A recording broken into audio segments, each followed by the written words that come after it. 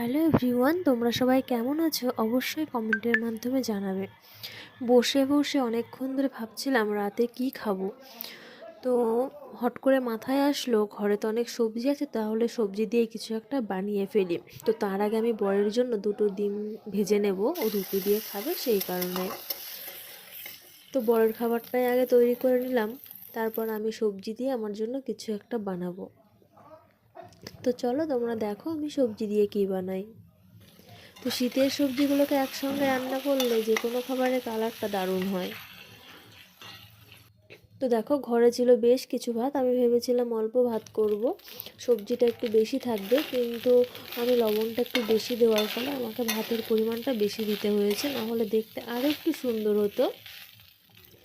তো তবুও খেতে কিন্তু দারুণ হয়েছিল। তোমরা অবশ্যই ট্রাই করে দেখো এই সবজিগুলো দিয়ে ভাত ভেজে।